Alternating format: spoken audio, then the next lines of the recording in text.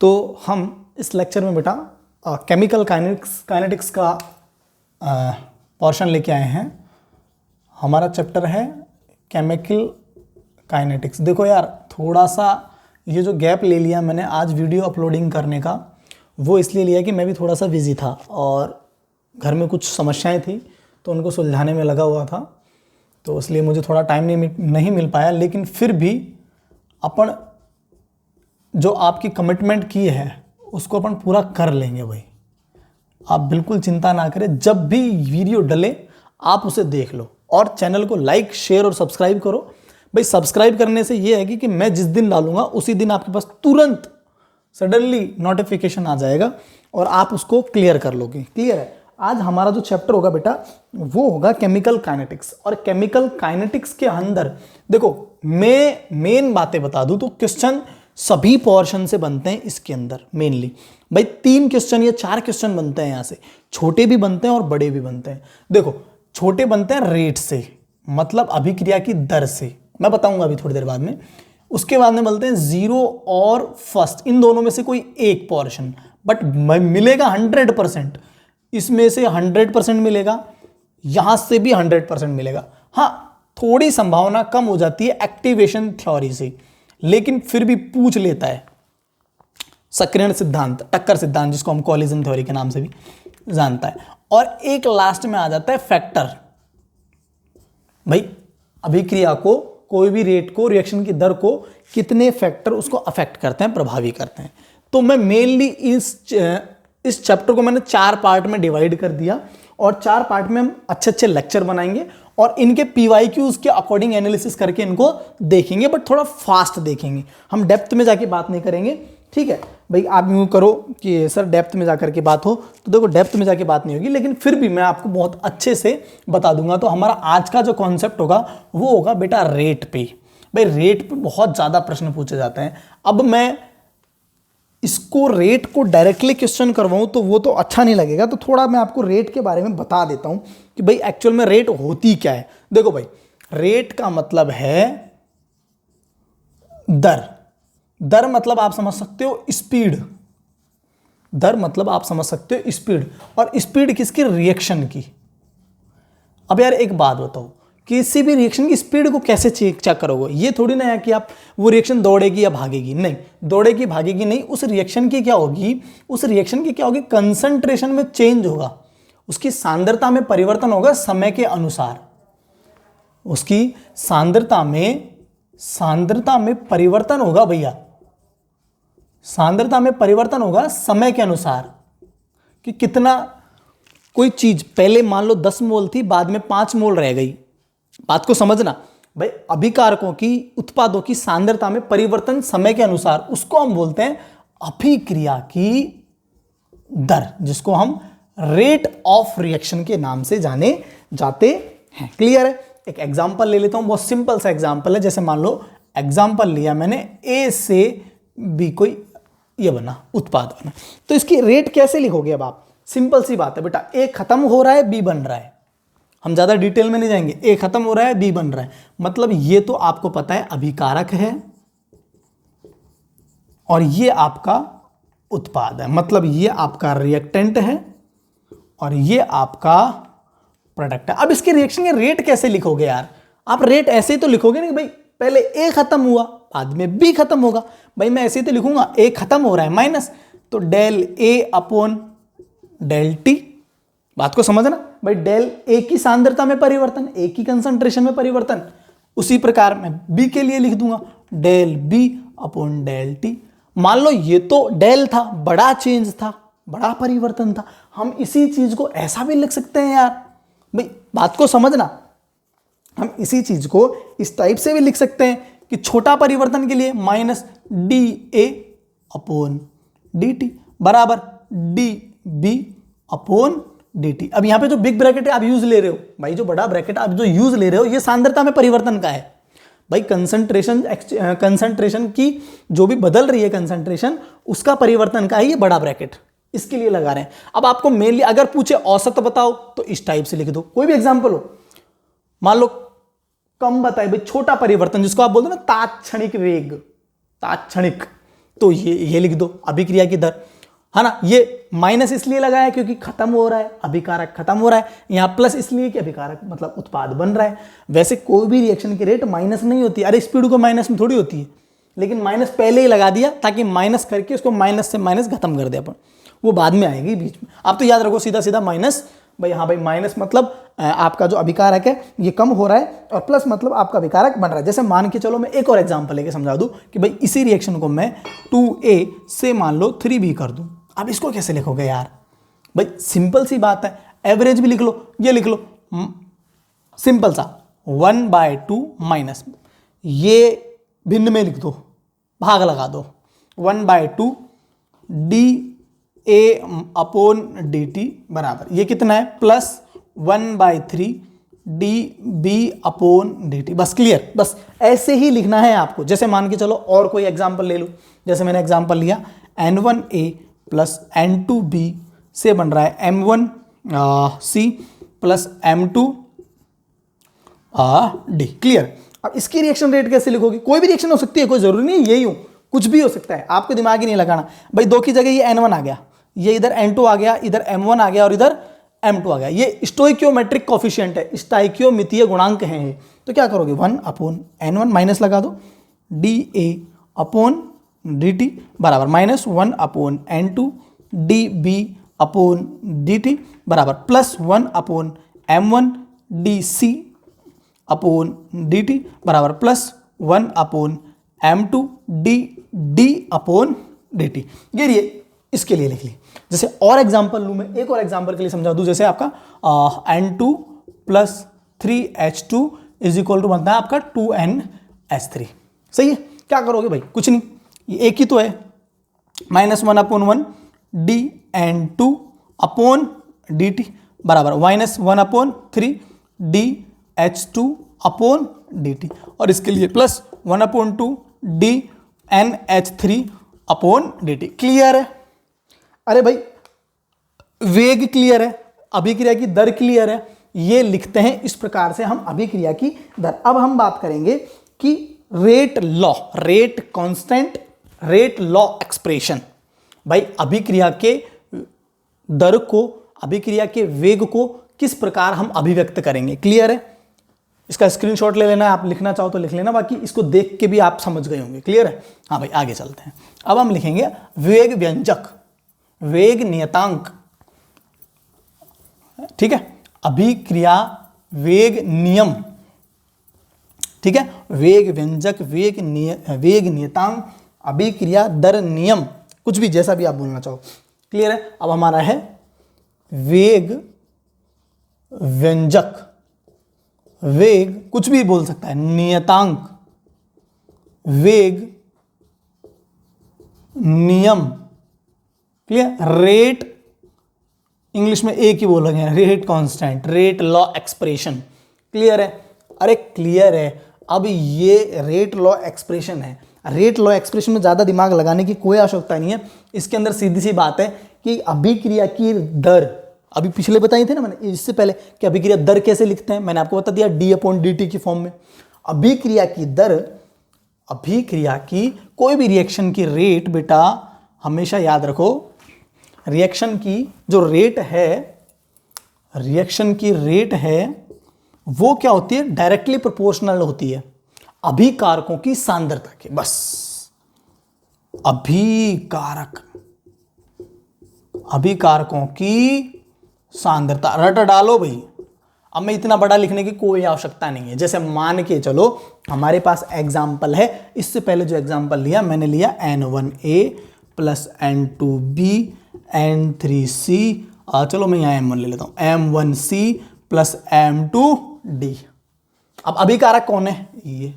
तो बस rate law कैसे लिखोगे, रेट, अरे रेट हिंदी वाले हिंदी में लिख लेना, अभिक्रिया की दर। भाई अभिक्रिया की दर सही है, समानुपाती किसके है, अभिकारकों की सांद्रता। अभिकारक कौन है, ये। अभिकारकों की सांद्रता कैसे लिखोगे भाई, अरे अभिकारकों की सांद्रता को कैसे लिखोगे, सांद्रता ऐसे तो लिखोगे, ए की सांद्रता और बी की सांद्रता।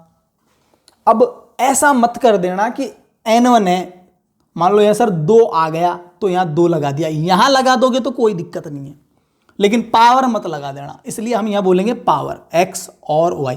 बात को समझना भाई, कि भाई यहाँ पे आपको n1 n2 पावर मत बढ़ा देना। मैक्सिमम देखा यही जाता है कि जो n1 n2 है, अरे भाई कहने का मतलब है कि यहाँ 2 भी हो सकता है, 3 भी हो सकता है, 1 भी हो सकता है, 4 भी, कितना भी, भाई ये कितने भी मोल हो सकते हैं। मैं आपको केमिस्ट्री लैंग्वेज में नहीं समझा रहा, साधारण लैंग्वेज में समझाने की कोशिश कर रहा हूं कि आपको समझना कि भाई ये कितने भी हो सकते हैं, बी कितना भी हो सकता है, ए कितना भी हो सकता है। क्लियर है? अब बात करेंगे तो ऐसा नहीं है कि आप इनको उठा के पावर बना दो, पावर नहीं, घात अलग चीज है। इन घातों को बोलते हैं, मैं अभी लिख देता हूं, एक्स और कॉमा वाई, इनको बोलते हैं बेटा ऑर्डर। ऑर्डर को बोलते हैं कोटि। अरे कोटि की मतलब है ये एक गणना, क्या बोलते हैं, प्रायोगिक डेटा है भाई। आपको कोटि का मतलब कि अभिकारकों की सांद्रता पर जो घात लगाते हैं उसे हम क्या कहते हैं, कोटि।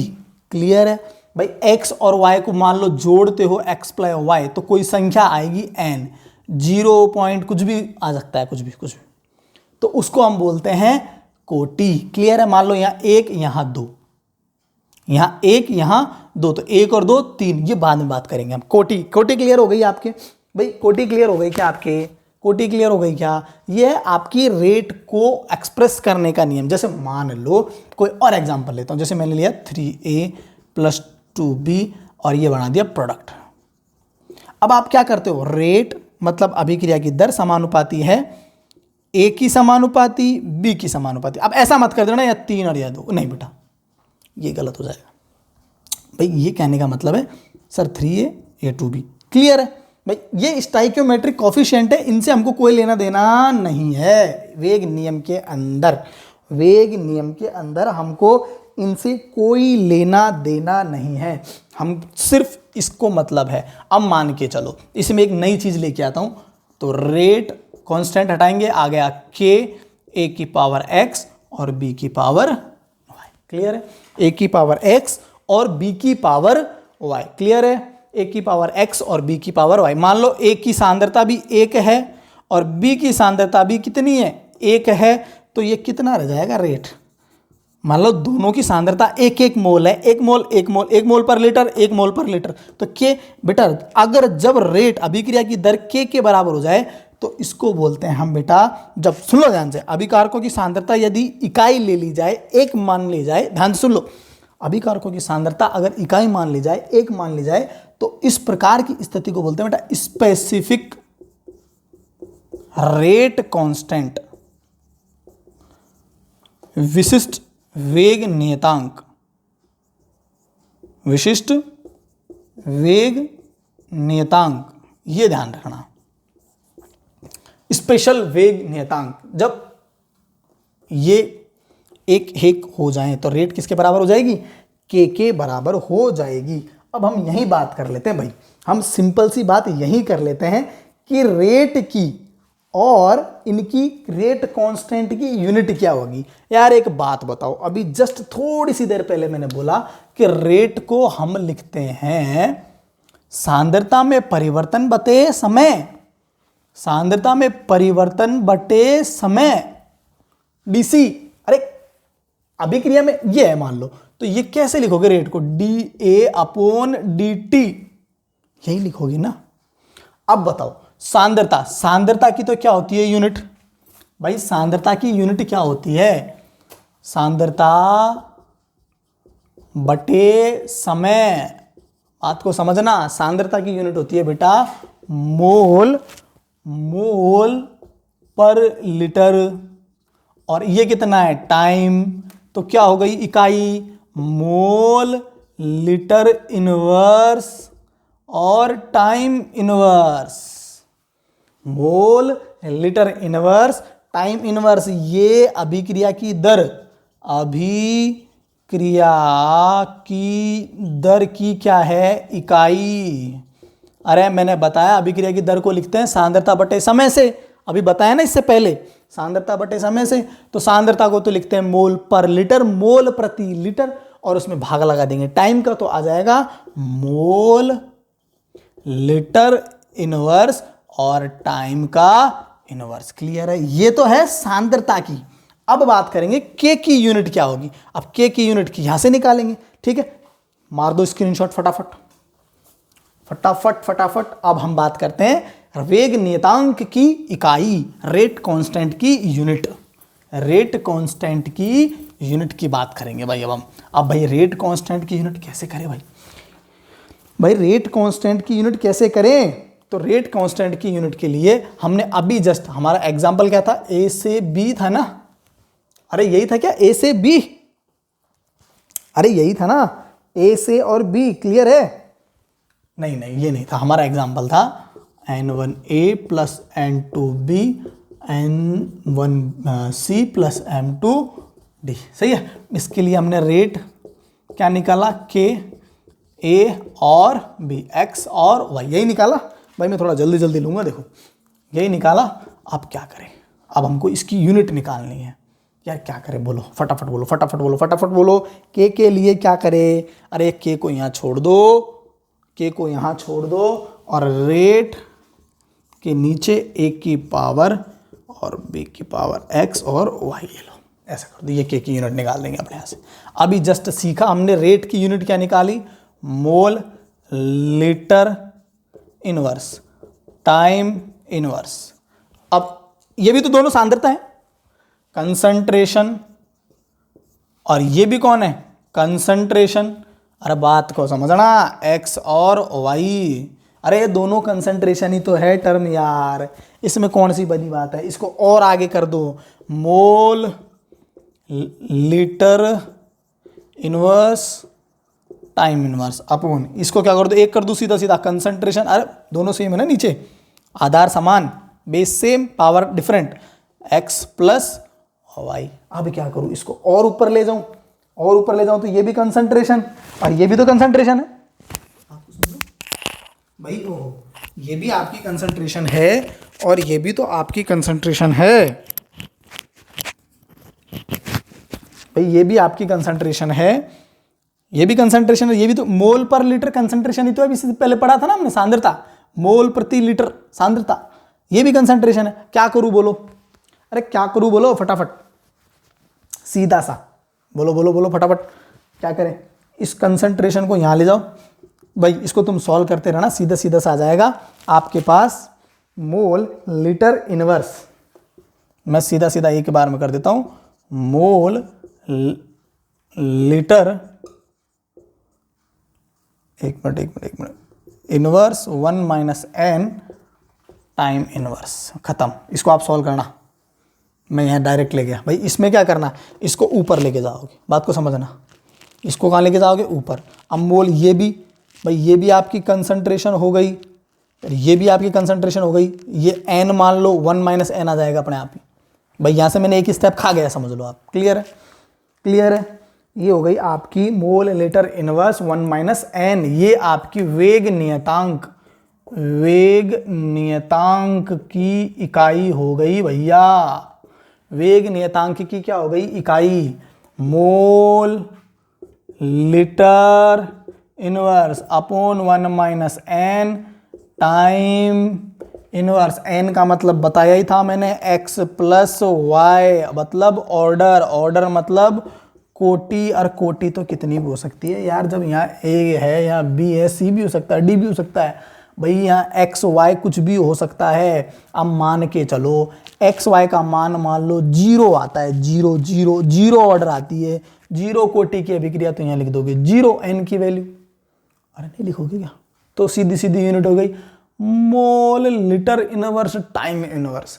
अगर मान लो 1 रख दो, यहाँ 1 रख दो, 1 माइनस 1 0, ये पूरी टर्म 0 बचा, सिर्फ टाइम इनवर्स। सेकेंड इनवर्स के लिए 1 माइनस 2 कर दो। अरे बात समझ गए क्या, बात को समझ जाना। ये तो हो गई ऑर्डर की बात। एक कॉन्सेप्ट और आ जाता है छोटा सा, उसको भी ले लेता हूं मैं, लपेट लेता हूं भैया। एक कॉन्सेप्ट और आ जाता है जिसको हम बोलते हैं मॉलिक्यूलरिटी, अणुसंख्यता। एक कॉन्सेप्ट और आ जाता है मॉलिक्यूलरिटी, अणुसंख्यता। अणुसंख्यता का मतलब है बेटा मॉलिक्यूलरिटी। फिर इसके बाद में एक क्वेश्चन और ले लेते हैं, कैसे आते हैं यहां से क्वेश्चन। अणु संख्यता, अणु संख्यता का मतलब है टाइम, अणु संख्यता का मतलब है कि भाई अभिकारक मतलब रिएक्टेंट के कितने अणु, अणु मतलब मॉलिक्यूल भाग ले रहे हैं, भाग ले रहे हैं, पार्टिसिपेट कर रहे हैं। भैया ये मैंने इंट्रोडक्शन दिया है, क्लियर है, पार्टिसिपेट कर रहे हैं। अरे भाई दो मिल रहे हैं तो दो अणु संख्यता, तीन मिल रहे हैं तो तीन अणु संख्यता, चार मिल रहे हैं तो चार अणु संख्यता। मतलब एक बात बताओ, क्या आधे पर्दे करेंगे? क्या आधे पर्दे नहीं करते हैं। ध्यान रखना, मॉलिक्यूलरिटी पूरा एक नंबर होगी, पूर्ण संख्या होगी, सॉरी प्राकृतिक संख्या होगी, एक होल नंबर होगा। क्लियर है? क्लियर है, नेचुरल नंबर होगा। जबकि जो ऑर्डर है ना वो आधी भी हो सकती है, फ्री भी हो सकती है, कुछ भी हो सकती है। क्लियर है? ये बात का ध्यान रखना। ये माइनस नहीं होगी, ये पॉइंट में नहीं होगी, ये ध्यान रखना, ये बटे में नहीं होगी, और जबकि कोटि सब में हो सकती है। तो ये थी हमारी टाइमिंग, हो गया हमारे लेक्चर का 21 मिनट के समथिंग। अभी और थोड़ा सा जाएगा, एक दो क्वेश्चन और है मेरे, दो क्वेश्चन और आपको मैं करवा के बता देता हूँ। क्लियर है कि भाई कैसे क्वेश्चन बनते हैं। प्यारे क्वेश्चन है, क्वेश्चन है मेरे पास। देखो भाई क्वेश्चन है, बहुत अच्छा क्वेश्चन है, अभी मैं आपको बताता हूँ। क्वेश्चन है, the rate of reaction A to B becomes double if the concentration A is increased 4 times. What is the order of reaction? वाह, ये क्वेश्चन पूछा है बेटा कि R1 के A ऐसे है, कोई एक्सप्रेशन है और इसकी पावर है n। प्रश्न है आपका कि रेट ऑफ रिएक्शन A से B becomes double if concentration of A is increased 4 times। वाह, इसकी कंसंट्रेशन को आप 4 गुना करते हो, इसकी कंसंट्रेशन को आप कितना गुना करते हो? 4 गुना करते हो, तो रेट पे क्या प्रभाव पड़ेगा? बहुत प्यारा प्रश्न है कि भाई इसकी कंसंट्रेशन को आप 4 गुना करते हो और rate of reaction A to B becomes double, और जो ये है ये आपकी ये कितनी हो जाती है? डबल। जब आप इसको कितना गुना करते हो? 4 गुना करते हो। बात को सुनना, जब रेट को आप 2 गुना करते हो तो ये कंसंट्रेशन 4 गुना हो जाती है, या फिर ऐसा समझो कंसंट्रेशन को 4 गुना करते हो तो रेट 2 गुना हो जाती है। तो बताओ n क्या है? वाह वाह वाह वाह, कुछ नहीं है, सीधा सीधा भाग लगा देते हैं यहाँ। सही है? अरे सही है क्या भैया? सही है क्या? यहाँ से तो बच जाएगा बेटा 2 भाई, और यहाँ से बच जाएगा 4 A की पावर, अरे यहाँ बच जाएगा 2, यहाँ तो मैं तो सीधी सी बात है, यहाँ बच जाएगा 4 और पावर n। सही है? अब इसको क्या करें, मैं इसको सॉल्व कर दूँ। 2 बराबर 2 की पावर 2, सही है, और ये n, अरे क्लियर है क्या? अरे 2n, सॉरी 2n, क्लियर है भाई? 2 2 4, अब यहाँ दोनों के बेस समान, तो 1 बराबर 2n, तो n बराबर 1/2, 0.5। n का मान आ गया आपका 0.5, मतलब 1/2, हाफ ऑर्डर की रिएक्शन है। कौन से ऑर्डर की रिएक्शन है? हाफ ऑर्डर की। ये पूछा गया क्वेश्चन है, इस टाइप से क्वेश्चन पूछते हैं आपके। कौन से ऑर्डर की क्वेश्चन है? हाफ ऑर्डर की। एक क्वेश्चन है, एक क्वेश्चन और है 28, एक क्वेश्चन और है आपका क्वेश्चन है कि भैया what will be the rate of reaction if the concentration is A half and B is double of its initial. पहले तो पूरा क्वेश्चन लिख लेते हैं। क्वेश्चन है आपका राइट, क्वेश्चन है in a reaction of order a reaction is found to be. पहले क्वेश्चन लिख लेते हैं ताकि आपके, देखो जब मैं क्वेश्चन लिख रहा हूँ मिटा रहा हूँ तो आप स्किप कर लिया करो। क्लियर है भाई? क्वेश्चन है आपका in a reaction the order of reaction is found to be, Hindi वाले in a reaction a order of reaction, a order of reaction is found, Hindi में बता दूंगा, to be a found to be to with respect found to be 2 with respect to A, है ना, and 1 with respect to reactant B, respect to reactant with B। पूछ क्या रहा है? with B। Then पूछा है, एक तो आप रेट लॉ लिखो, पहला प्रश्न तो ये पूछा है रेट लॉ लिखना है इसका, और दूसरा प्रश्न पूछा है कि rate of reaction if the concentration A is of. A की कंसंट्रेशन को तो आप आधा करो, ए की कंसंट्रेशन को आप आधा करो और बी की कंसंट्रेशन को आप डबल करो। बी की कंसंट्रेशन को आप क्या करो? डबल करो। और पूछ क्या रहा है? What will be the rate of reaction, और पूछा क्या है? ये करने के बाद रेट ऑफ रिएक्शन क्या होगी? भाई कोई रिएक्शन है, उसकी ऑर्डर ऑफ रिएक्शन क्या मिली? ऑर्डर मिली 2 with respect to A and 1 with respect to B. 2 with respect to A and 1 with respect to B. भाई ऑर्डर दे दी, क्लियर है? देखो यार ऐसे लिखता है, रेट ऐसे लिखेंगे कि ए और बी। ए की तो कितनी मिली? 2 विद रेस्पेक्ट टू ए, ये तो ए, और बी की कितनी मिली? 1। बस ये ऑर्डर मिल गई। अब बोल रहा है रेट लॉ लिखो, तो ये तो रेट लॉ लिख दिया हमने। अरे रेट लॉ लिख तो दिया, यही तो रेट लॉ है। अब इसका क्वेश्चन नंबर 2, ए को हाफ करो। ओहो, ए को क्या करो? हाफ, क्लियर है, ए की पावर 2, और बी को क्या करो? डबल। वाह वाह, क्या करें अब? 1/2, हाँ कितना हो गया? 1/4 गुणा ए की पावर 2, और ये कितना है? गुणा 2 बी की पावर 1। सही है, ये कितना हो गया? 2/4। सही है, ए की पावर 2 और बी की पावर 1। 2 एकम 2 और 2 दूनी 4। 1/2 रेट बराबर 1/2 ए की पावर 2 और बी की पावर 1। क्लियर है? तो रेट क्या हो गई? अरे रेट क्या हो गई? आधी हो गई।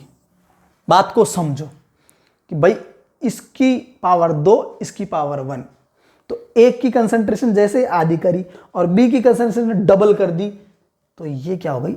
आधी। ए को डबल किया, ए को डबल किया, ए को डबल किया, सॉरी ए को हाफ किया, ए को आधा किया, बी को डबल किया, तो रेट कितनी हो गई? आधी। इस टाइप से बेटा आपके प्रश्न पूछे जाते हैं। क्लियर है? क्लियर है? क्लियर है? ये बात का आप ध्यान रखना। और औसत वेग, एवरेज रेट, उनके लिए मैंने आपको बता ही दिया, del C upon del T या dt C अपॉन dt या फिर D concentration upon dt। Clear है? ये था आपका आज इंट्रोडक्शन, ये था आपका इंट्रोडक्शन। क्लियर है? अब हम इसके बाद में जीरो और फर्स्ट ऑर्डर की बात करेंगे। Thank you so much.